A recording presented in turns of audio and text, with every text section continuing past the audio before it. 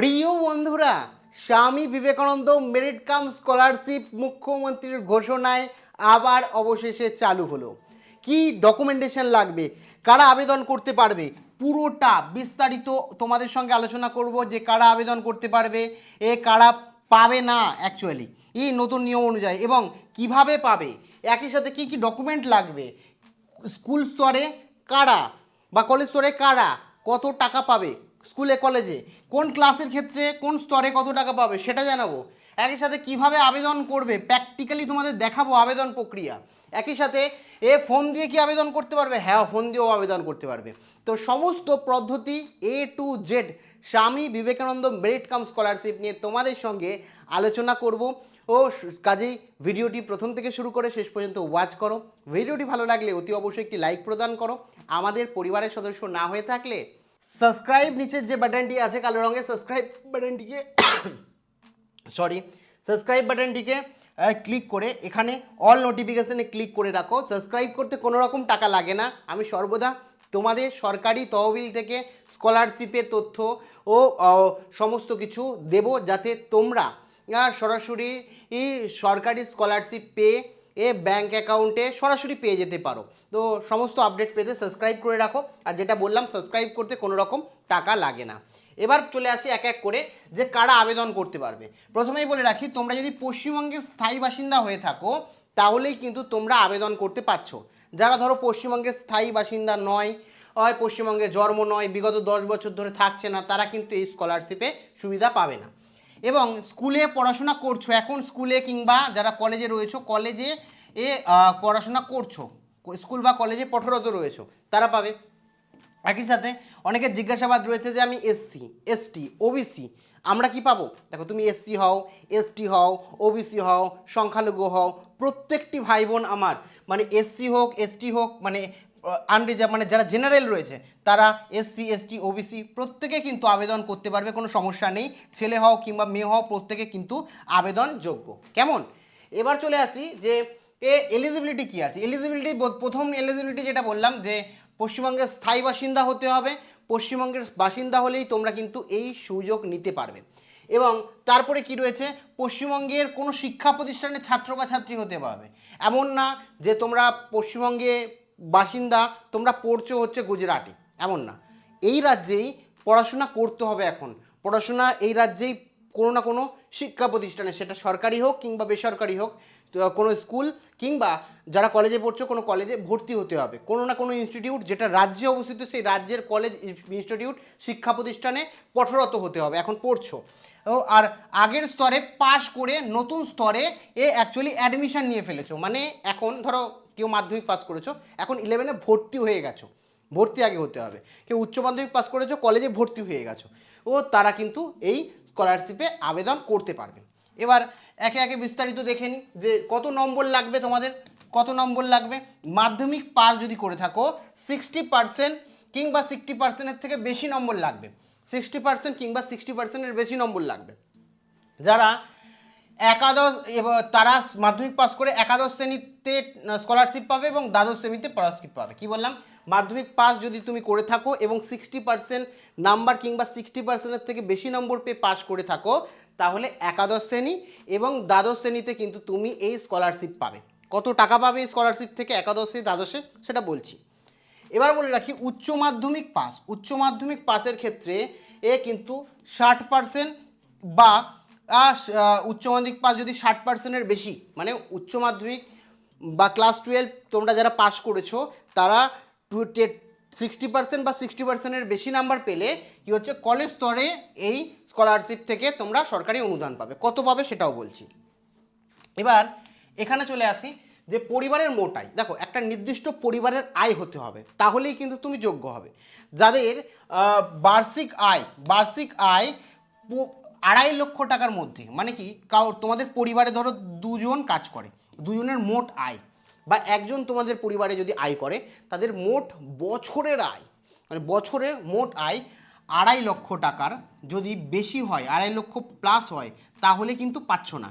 2.5 লক্ষর মধ্যে যদি হয়, 2.5 লক্ষ টাকার ভেতরে যদি হয়, বা 2.5 লক্ষ টাকায় যদি হয়, তাও তুমি কিন্তু পাবে। এবার এটার জন্য তোমাকে, ধরো কেউ আছে বেশি টাকা ইনকাম হচ্ছে, কিন্তু অফিসিয়ালি কোনো কিছু ডকুমেন্ট নেই বা স্যালারি ঢোকে না, সেক্ষেত্রে কিন্তু তারা যদি ইনকাম সার্টিফিকেট জোগাড় করতে পারে তারা অবশ্যই ওই আবেদন করতে পারবে। এবার বলে রাখি যে কি কি ডকুমেন্ট লাগবে, ঠিক আছে। এই ডকুমেন্টের কথা যদি বলি, দেখো এখানে আধার ডকুমেন্টের কথা যদি বলি, প্রথমেই লাগবে হচ্ছে তোমার আধার কার্ড, দ্বিতীয় লাগবে হচ্ছে ব্যাংকের পাসবই, যে পাসবইয়ের মধ্যে কি থাকে, অ্যাকাউন্ট নাম্বার, আইএফসি কোড, তারপরে তোমার হচ্ছে ব্রাঞ্চ কোড, একই সাথে ব্যাংক নেম, ঠিক আছে, ব্যাংক নেম। তো এইগুলো কিন্তু তোমার ব্যাংকের পাসবইয়ে লেখা থাকে, তার স্ক্যান কপি আপলোড করতে হবে। ইনকাম সার্টিফিকেট, এই যে বললাম যে তোমাদের পরিবারের আয় 2.5 লক্ষ টাকার কম, তার প্রমাণস্বরূপ কিন্তু তোমাকে ইনকাম সার্টিফিকেট দিতে হবে। কেমন?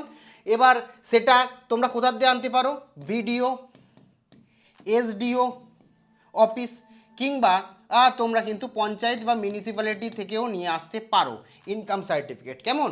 তারপরে অ্যাডমিশন রিসিপ্ট, এই যে তোমাকে বললাম যে তুমি মাধ্যমিক পাস করেছো বা উচ্চ মাধ্যমিক পাস করেছো, তো এখন নতুন যে ক্লাসে পড়ছো, মাধ্যমিক পাস হয়ে যে একাদশ শ্রেণীতে পড়ছো, ভর্তি হয়েছো, তার কি হচ্ছে অ্যাডমিশন রিসিপ্ট লাগবে।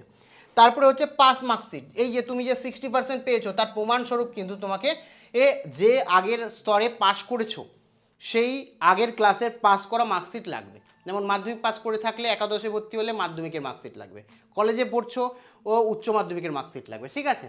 তারপরে ইনস্টিটিউট ভেরিফিকেশন ফর্ম, কি হয়, ইনস্টিটিউটে তুমি ভর্তি হয়ে ধরো স্কুলে যাচ্ছ না, হতেই পারে, সেই কারণে ইনস্টিটিউট থেকে ভেরিফিকেশন একটা ফর্ম দেয় যে পড়াশোনা করছো, তার জন্য স্কুলে বললেই স্কলারশিপের জন্য আবেদন করবো, ভেরিফিকেশন ফর্ম দিন, তারা একটা ফর্ম দিয়ে দেবে, তাদের সেখান থেকে তুমি যে পড়ছো তার প্রমাণ হয়ে যাবে।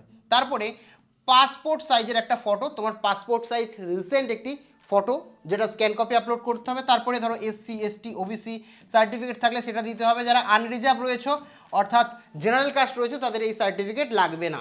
আর একটা সিগনেচার করতে হবে, একটা সাদা পেজে তোমার সিগনেচার করলে এই সিগনেচারটার ছবি তুলে স্ক্যান কপি আপলোড করতে হবে। এই ডকুমেন্ট কিন্তু তোমাকে আপলোড করে দিতে হবে। এবার যদি বলি এখানে যে কারা কত টাকা পাচ্ছে, প্রথমেই বলি যারা মাধ্যমিক পাস করে একাদশ শ্রেণীর জন্য, একাদশ শ্রেণী পড়ছে, মাধ্যমিক পাস করেছে, ঠিক আছে, মাধ্যমিক পাস করেছে, তারা প্রত্যেক মাসে কি হচ্ছে 1,000 টাকা করে পাবে এবং বছরে টোটাল 12,000 টাকা। একই সাথে মাধ্যমিক পাস করে একাদশ শ্রেণী থেকে আবার দ্বাদশ শ্রেণীতে যারা উঠবে তারাও প্রত্যেক মাসে কি হচ্ছে 1,000 টাকা করে পাবে, টোটাল 12,000 টাকা পাবে বছরে। এবার বলে রাখি একাদশ এবং দ্বাদশ শ্রেণীতে প্রত্যেক মাসে মাধ্যমিক পাস করার পর তোমরা প্রত্যেক মাসে 1,000 টাকা করে পাবে, মানে এখানে বছরে 12,000 টাকা পাবে। টোটাল যদি বলো যে মাধ্যমিক পাসের পর কত পাবে, 24,000 টাকা কিন্তু তোমরা মাধ্যমিকের পর পাচ্ছ মাধ্যমিক পাসে। আর যারা কলেজে রয়েছো তারা কিন্তু 18,000 টাকা করে পাচ্ছ, মানে প্রত্যেক মাসে 1,500 টাকা করে পাচ্ছ এবং 18,000 টাকা বছরে হচ্ছে। এবার যদি 3 বছরের কলেজ হয় প্রত্যেক বছর ওর 18 করে পাবে, ঠিক আছে। এবার যদি তোমার 4 বছর হয়, মানে 3 বছরের কলেজ যদি হয়, তাহলে 54,000 টাকা কিন্তু তোমাদের হচ্ছে স্কলারশিপ। এবার এখানে আমি তোমাদের প্রত্যেককে বলে রাখি, এই যে মাসে মাসে 1,000 টাকা 1,500 টাকা বলছি, মাসে মাসে তোমার অ্যাকাউন্টে ঢুকবে না, তোমার কি হবে বছরে একবারে 12,000 টাকা কিন্তু বছরের টাকা একবারে বছরের শুরুতে স্কলারশিপ চালু হলে ঢুকে যাবে। প্রত্যেক বছরেরটা বছরে ঢুকবে, বছরের 12,000 টাকা আগে দিয়ে দেবে, তারপরে দ্বাদশ শ্রেণীতে উঠলে দ্বাদশ শ্রেণীর 12,000 টাকা দিয়ে দেবে, তারপরে কলেজে উঠলে কলেজের 18,000 টাকা একবারে ব্যাঙ্ক অ্যাকাউন্টে চলে যাবে এবং সেই টাকাটা তোমরা পড়াশোনার ক্ষেত্রে বা যে কোনো জায়গায় খরচ করতে পারো। এটা পড়াশোনার শিক্ষার অগ্রগতির জন্যই কিন্তু দেওয়া হয়, ঠিক আছে। এই হলো তোমাদের সমস্ত ডিটেলস। এবার কথা বলি আমি এখানে যে কিভাবে আবেদন করবে। দেখো এখানে সরাসরি অফিসিয়াল ওয়েবসাইটে চলে যাবে, কি SBMCM লিখে যদি সার্চ করো, SBMCM স্কলারশিপ লিখলেই অফিসিয়াল যে ওয়েবসাইট রয়েছে এই অফিসিয়াল ওয়েবসাইটে চলে আসবে। এখানে অফিসিয়াল ওয়েবসাইটে যদি ক্লিক করো, দেখো ও সাইট এখানে খুলছে, আমাদের স্বামী বিবেকানন্দ মেরিট কাম স্কলারশিপের অফিসিয়াল ওয়েবসাইট খুলছে। এখানে লাস্টে দেখে নেবে অনেক ডুপ্লিকেট ওয়েবসাইট থাকে যে wbgov.in সরকারি ওয়েবসাইট কিনা, এখানে সমস্ত ডিটেলস এখানে দেওয়া আছে। এবার এখানে অ্যাপ্লাই করতে গেলে রেজিস্ট্রেশনে ক্লিক করতে হবে। এবার এখানে নন টপারে ক্লিক করে তোমরা দেখতে পারো, দেখো এখনও কিন্তু অ্যাপ্লিকেশন তোমাদের শুরু হয়নি, ঠিক আছে, অ্যাপ্লিকেশনটা শুরু হয়নি। অ্যাপ্লিকেশন শুরু হলে আমি বলে দেবো। এখানে মুখ্যমন্ত্রী ঘোষণা করেছে যে চালু হয়ে গেছে, মানে চালু হচ্ছে, যেটা বন্ধ ছিল নতুন সরকার আসার পর সেটাকে চালু করে দেওয়া হয়েছে, কিন্তু আবেদন এখনও শুরু হয়নি। মানে সরকারি স্কলারশিপ চালু রয়েছে, স্বামী বিবেকানন্দ স্কলারশিপ চালু রয়েছে এবং প্রত্যেকে আবেদন করতে পারবে, যারা যোগ্য তারা টাকাও পাবে, সমস্ত কিছু তিনি বলেছেন। শুধুমাত্র আর কিছু সময়ের অপেক্ষা, আবেদন খুব তাড়াতাড়ি শুরু হয়ে যাবে এবং ফোন দিয়ে তোমরা আবেদন করতে পারবে। এখানে প্রসিড ফর রেজিস্ট্রেশনে ক্লিক করে এখানে রেজিস্ট্রেশন করতে পারবে। এখন রেজিস্ট্রেশন চলছে না, রেজিস্ট্রেশন চালু হলে আমি জানিয়ে দেবো। কাজেই সেই কারণে অবশ্যই তোমরা সাবস্ক্রাইব করে রাখো, ও রেজিস্ট্রেশনের সম্পূর্ণ প্রসেস বলে দেবো। আর কোনো রকম জিজ্ঞাসাবাদ থাকলে, কোনো রকম ডাউট থাকলে অবশ্যই কমেন্টে জানিও। এছাড়া কিন্তু অবশ্যই যে যে ডকুমেন্টগুলোর কথা বললাম এখানে, সেই ডকুমেন্টগুলো রেডি করে নেবে যাতে কোনো রকম তোমাদের অসুবিধা না হয়। Thank you.